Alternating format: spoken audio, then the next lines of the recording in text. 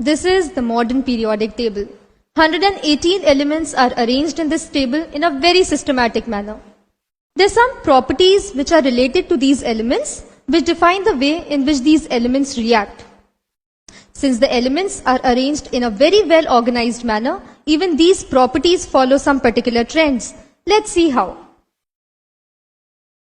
One important property that is related to the elements is their electron affinity. It is abbreviated as EA. We know to remove an electron from an atom, we have to give energy to the atom. So when an electron is added to the atom, energy is released.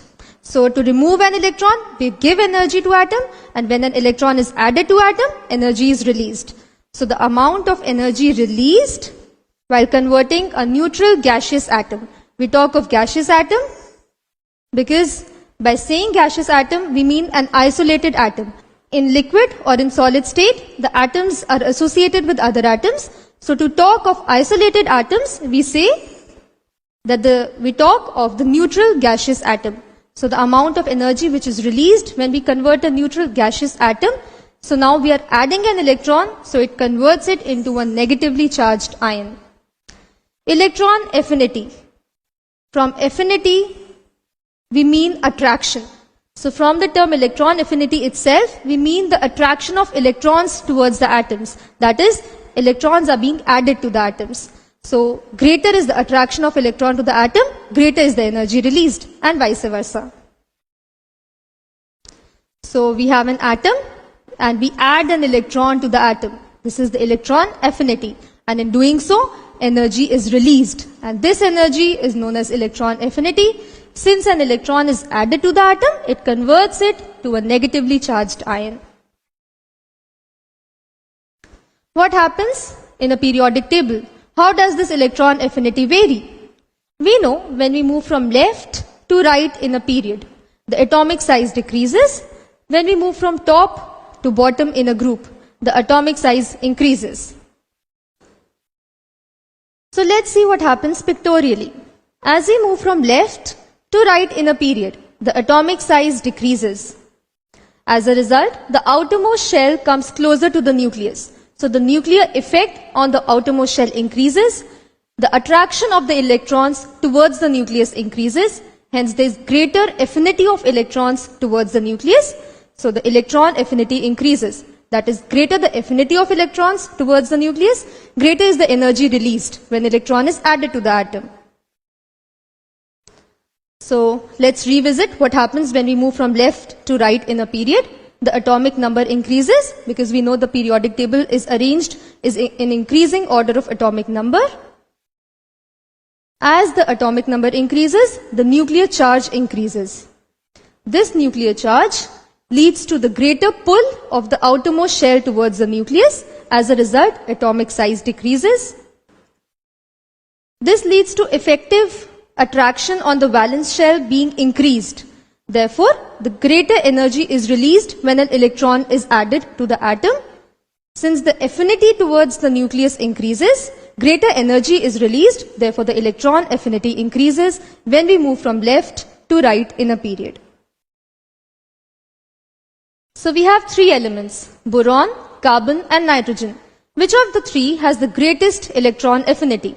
Let's locate them in the periodic table. So we have boron,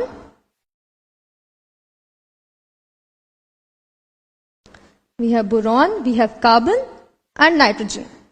We just studied that when we move from left to right in a period, the electron affinity increases because the size decreases, the nuclear pull on the electrons increases, so the affinity of electrons towards the nucleus increases. Hence, on moving from left to right in a period, the electron affinity increases. So out of boron, carbon and nitrogen, nitrogen is the element with the greatest electron affinity. Let's see what happens when we move from top to bottom in a group. So we know that when we move from top to bottom, the atomic size increases. This is because of the increase in the number of shells which overweighs the increased nuclear charge. As the atomic size increases, the distance between the outermost electron and the nucleus increases. This leads to lesser affinity of electrons towards the nucleus.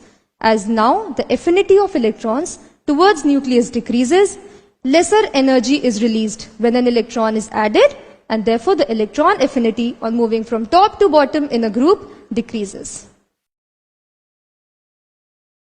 So let's revisit again. On moving from top to bottom in a group, the nuclear charge increases. Also, the number of shells increase, which overweigh the increased nuclear charge.